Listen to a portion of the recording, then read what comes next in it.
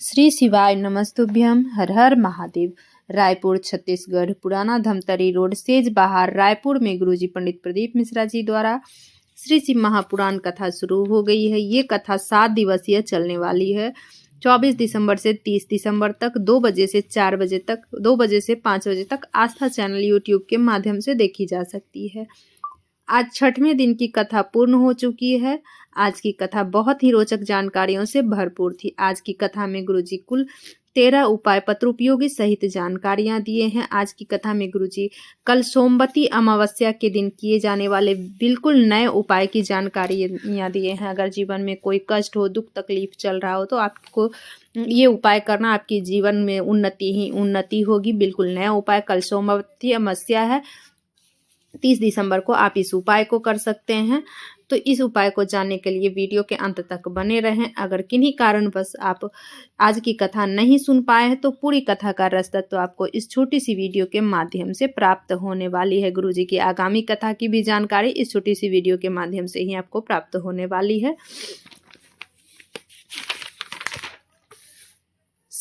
शिव महापुराण की कथा कहती है, मोक्ष उसे कहते हैं कि आप जीवित हैं। अपने भीतर के अहंकार को नष्ट कर देना, अपने भीतर के अहम को नष्ट कर देना, उसे मोक्ष कहते हैं। माता पार्वती कहती हैं, जिंदगी में अगर कहीं से कुछ अच्छा प्राप्त हो रहा है तो आप उसे ग्रहण करें। आप तो दुनिया के लोग ऐसे हैं कि अभी अगर बुराई हो रहा है तो लोग उसे तुरंत ग्रहण कर लेते हैं। बढ़ते हैं आज की कथा की दूसरी जानकारी की ओर। जब कोई दामाद ससुराल जाए तो अपनी धन दौलत संपदा सब भूल जाए, ये सोच के जाए कि वहां मैं अपने परिवार से मिलने जा रहा हूँ। गुरुजी बोले, जिस घर में बड़े गर्म होते हैं और छोटे नरम होते हैं उसके घर में शर्म होती है। जिस घर में छोटे गर्म होते हैं और बड़े नरम होते हैं उस घर में बेशरम होते हैं। और जिस घर में बड़े भी गर्म और छोटे भी गर्म, उस घर के फूटे कर्म, उस घर की विकास कभी नहीं होती है, श्रेष्ठता नहीं होती है। बढ़ते हैं आज की कथा की तीसरी जानकारी की ओर। गुरुजी बोले, जो पैदल चल के महादेव के दर्शन करने जाते, शिव महापुराण की कथा सुनने पैदल चल के जाते हैं, तो वो जितने कदम आप पैदल चलते हो उतने यज्ञ यज्ञ का फल महादेव आपको दे देते हैं। बढ़ते हैं आज की कथा की चौथी जानकारी की ओर। भगवान शंकर के स्वरूप का दर्शन अगर स्वप्न में होता है तो समझ लो तो कोई कार्य होगा, सफलता की ओर बढ़ेगा। हो सकता है थोड़ा टाइम लग जाए पर वो कार्य होगा। शंकर भगवान की शिवलिंग का अगर दर्शन होता है स्वप्न में तो आपके घर में कोई शुभ कार्य होगा। भगवान शंकर के स्वरूप और शिवलिंग में बहुत अंतर होता है। बढ़ते हैं आज की कथा की पांचवी जानकारी की ओर। राम जी के पूजन का विधान नहीं है पर शंकर भगवान के पूजन का विधान है। किसी भी देवी देवता के पूजन का विधान नहीं है पर शंकर भगवान के पूजन का विधान है। किसी भी देवी देवता का पूजा करते हैं तो एक देवता का फल मिलता है, एक देवी देवता का पूजन का फल मिलता है। और अगर आप भगवान शंकर के शिवलिंग का पूजन करते हैं तो 33 कोटि देवी देवता का फल प्राप्त हो जाता है। बढ़ते हैं आज की कथा की छठवीं जानकारी की ओर। गुरुजी बोले, हमारे साथ हमेशा शिवलिंग साथ रहता है। जो बैग हम पीठ में लेके चलते हैं उस बैग में शिवलिंग हमेशा रहता है। बढ़ते हैं आज की कथा की सातवीं जानकारी की ओर। अगर किसी के निज पूजन की माला, जिस माला से हम जाप कर रहे होते हैं उस माला से का अगर माला या शिवलिंग का दर्शन हो जाए तो आप समझ लो आप बहुत भाग्यशाली हो। बढ़ते हैं आज की कथा के आठवीं जानकारी की ओर।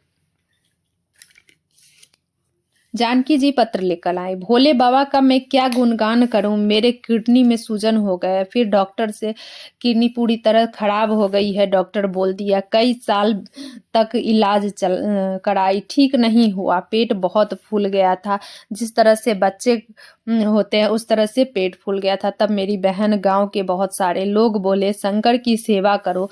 तब मैं शिवालय जाके सेवा करना चालू की। आज बाबा इस लायक हमें बना दिए हैं कि इस कथा पंडाल में पहले दिन से ही कथा सुन रहे हैं। उसी का आभार व्यक्त करने में कथा पंडाल में आए। बढ़ते हैं आज की कथा की नवीं जानकारी की। जब बड़े बुजुर्ग का ज्ञान मिले तो उन्नति की ओर बढ़ता है। बढ़ते हैं आज की कथा की 10वीं जानकारी की ओर। दुनिया का सबसे कठिन काम है, पहला हाथी को धक्का मारना, दूसरा मच्छर के पैर का मालिश करना, तीसरा शादी के बाद मुस्कुराना। बढ़ते हैं आज की कथा की 11वीं जानकारी की ओर। संदीप जी पत्र लेकर आए। मैं बाबा की महिमा का क्या गुणगान करूं। मेरे शंकर जमीन से उठा के आसमान में बिठा दिए। मेरे पिताजी मिस्त्री थे, मेरी माँ मजदूरी करती थी। मैं 4 साल तक तैयारी किया नौकरी का। इतनी मेहनत के बाद मुझे माँ बाप पढ़ाए। बहुत मैं मेहनत किया, तब मैं कुछ नहीं हुआ तो मैं हल्दी मिर्ची बेचने लगा बाजार जाके। सब लोग गांव में हंसते थे कि इतनी पढ़ाई करके ऐसे कर रहा है। फिर मेरी माँ आपकी कथा सुनी, पुनः प्रयास करना शुरू किया। कथा पंडाल में कथा सुनी, सीहोर गया, कंकड़ संकड़ की पूजा किया, बाबा के मंदिर में सेवा करना, बेलपत्र प्रसाद लगाकर पशुपति व्रत किया, परीक्षा का एग्जाम दिया जाके। 29 नवंबर को मैं नौकरी लिया। 29 नवंबर में नौकरी लग गया। उसी का आभार व्यक्त करने में कथा पंडाल में आए हैं। बढ़ते हैं आज की कथा की 12वीं जानकारी की ओर। उमा जी पत्र लेकर आई। मैं एक लोटे जल का वर्णन करना चाहती हूँ गुरुदेव। मेरा बेटा 14 साल का था, गलत संगत में पड़ के हर तरह नशा करता था। तब मैं मेरी बेटी के कहने पर कथा पंडाल में कथा सुन बाबा से विनय की। बाबा पे चढ़ा जल पिलाती मेरा बेटा धीरे धीरे नशा छोड़ना चालू किया।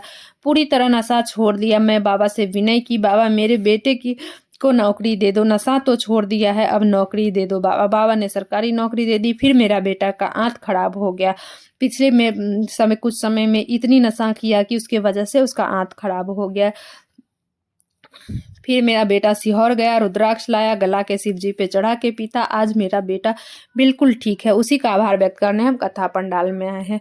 बढ़ते हैं आज की कथा की 13वीं जानकारी की और। गुरु जी बोले, आप जब भी कथा सुनने या कहीं तीर्थ पे जाओ तो अपने बुजुर्ग को पूछ के जाओ, नहीं बोले तो मत जाओ। मंदिर जाने से पहले अपने घर के बुजुर्ग का सेवा करो। बढ़ते हैं आज की कथा की विशेष जानकारी की और 13वीं जानकारी की और। आज की कथा में गुरुजी कल सोमवती अमावस्या के दिन किए जाने वाले विशेष उपाय की जानकारी दिए हैं। कल सोमवती अमावस्या है, 30 दिसंबर को आप इस उपाय को कर सकते हैं। 30 दिसंबर को सोमवती अमावस्या है। सोमवती अमावस्या का दुर्लभ योग बन रहा है। ऐसे में अगर आप लोग गुरुजी का बताया हुआ उपाय वर्ष में या महीने में एक बार भी करते हो, अगर आप करना चाहो तो हर सोमवार को ये नियम बना लो कि हर एक सोमवार को ये उपाय करना है।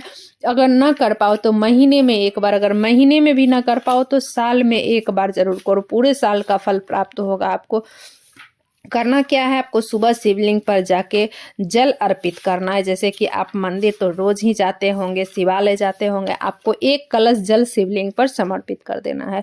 इसके बाद आपको दोपहर में आपको एक बेलपत्री के वृक्ष के नीचे जाना है और वहां पर आपको एक चावल का दाना समर्पित कर देना। ध्यान रहे चावल का दाना आखा होना चाहिए, खंडित नहीं होनी चाहिए। इसके बाद आपको बेलपत्री के 7, 11, 21, 51, 108 जितनी परिक्रमा आप कर सकते हो उतनी आप परिक्रमा कर लो। उसके बाद शाम के समय आपको 2 दीपक लगाना है। एक दीपक बेलपत्री के वृक्ष के नीचे लगाना है। दीपक आपको लंबी बाती का प्रयोग करना है। एक दीपक आपको भोलेनाथ के मंदिर में लगाना है। भगवान भोलेनाथ के मंदिर में जो दिया लगाएंगे गोल बाती का दिया लगाना है। दिया घी का होना चाहिए, इस बात का ध्यान रहे। जीवन में कितनी भी दुख तकलीफ हो, परेशानी हो, आपकी जीवन में उन्नति ही उन्नति होगी। अगर आप बेलपत्री पेड़, अगर वृक्ष कहीं दीवार के आसपास है, आप परिक्रमा नहीं कर सकते हो तो बेलपत्री के वृक्ष के नीचे आप खड़ी होकर के 3 बार आप घूम सकते हैं, तो वो परिक्रमा के समान ही हो जाता है। तो आप जितनी परिक्रमा कर सकते हैं, 7, 11, 21, 51, 108 जितनी कर सकते हैं तो आप उतनी परिक्रमा कर लें। श्री शिवाय नमस्तुभ्यम, हर हर महादेव। अगर वीडियो से जुड़ी हुई कोई भी जानकारी आप प्राप्त करना चाहते हैं तो कमेंट बॉक्स के जरिए पूछ सकते हैं। गुरु जी की आगामी कथा जो है 4 जनवरी से 10 जनवरी तक होने वाली है। श्री शिवाय नमस्तुभ्यम, हर हर महादेव।